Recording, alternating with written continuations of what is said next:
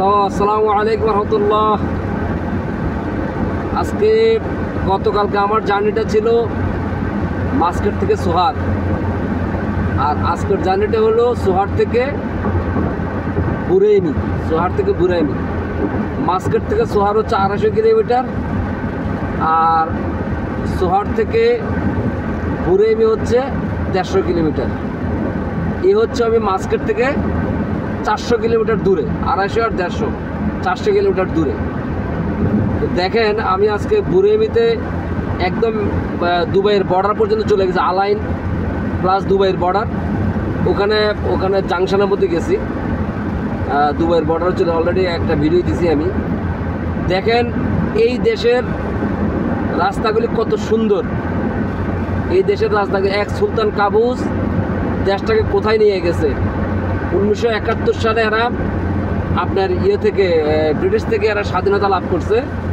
British থেকে স্বাধীনতা লাভ করার পরে দেশটাকে কোথায় নিয়ে গেছে। রাস্তাগুলি দেখেন কত পরিচ্ছন্ন এবং রাস্তাগুলি কত ক্লিয়ার, রাস্তাগুলি এবং কতগুলি ঝকঝকে, এবং রাস্তাগুলি কত সুন্দর।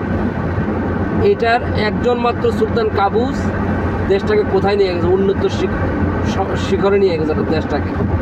হ্যাঁ, একজন মাত্র নেতা, একজন মাত্র রাজা নিয়ে গেছে দেশটাকে। আর আমাদের দেশে ঠিক 1971 সালে স্বাধীন হয়েছে। স্বাধীনতা 53 বছর আমাদের দেশের। এই স্বাধীনতা 53 বছর আমরা আমাদের দেশটাকে কোথায় নিয়ে গেছি। আমাদের দেশে যে পরিমাণ অর্থ পাচার হয়েছে এই 53 বছরে, এই পরিমাণ অর্থ দিয়ে এরকম এর চেয়ে বেশি ডেভেলপ করা যেত আমাদের দেশে। আমাদের দেশের জনগণ, আমাদের দেশের সাধারণ মানুষ যে পরিমাণ কর্মঠ, আমরা যারা প্রবাসে থেকে এরা যে পরিমাণ পরিশ্রম করে দেশে টাকা পাঠায়, হ্যাঁ, এবং আমাদের দেশের লোকজন যে পরিমাণ অ্যাক্টিভ, এই টাকাগুলি যদি দেশে থাকতো, এই টাকাগুলি যদি পাচার না হয়তো, রাজনীতিবিদ যদি সঠিক পলিসি থাকতো, আমাদের দেশটা অনেক উন্নত হয়ে যেত। আমাদের দেশের রাজনীতিবিদ কী করে?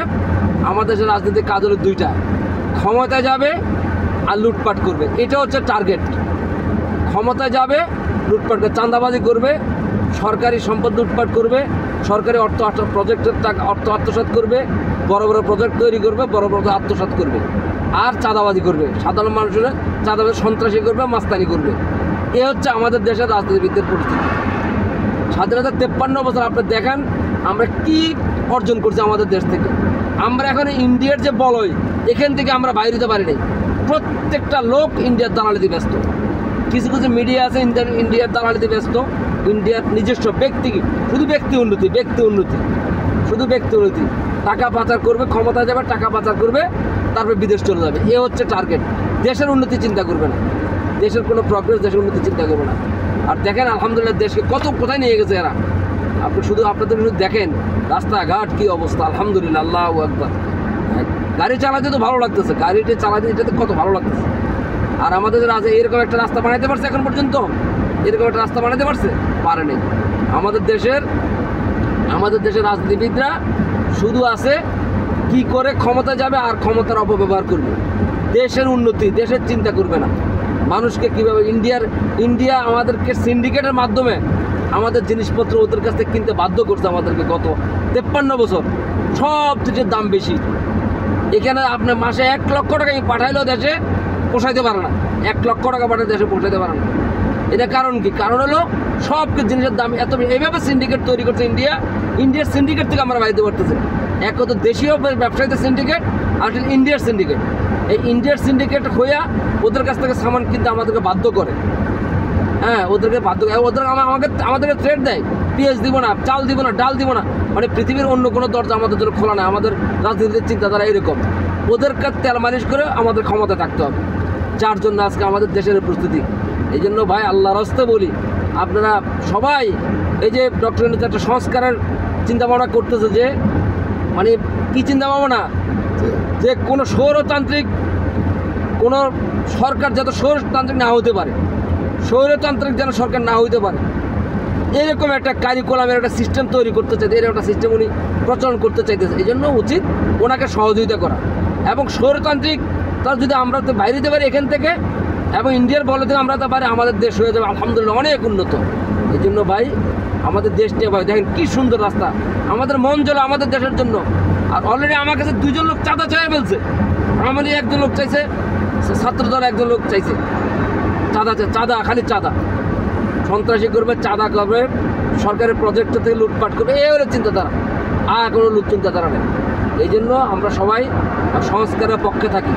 সংস্কার হইলে আমাদের দেশে যদি সব রাস্তা বন্ধ করে দেওয়া হয় স্বৈরতন্ত্র হওয়ার, তাহলে আপনার দেশটা আগায় যাবে। আমেরিকাতে কি সুন্দর, আমেরিকাতে আপনার সরকার যাচ্ছে আসতেছে, ওখানে তো গণতন্ত্র আছে, কোনো সমস্যা হইতেছে?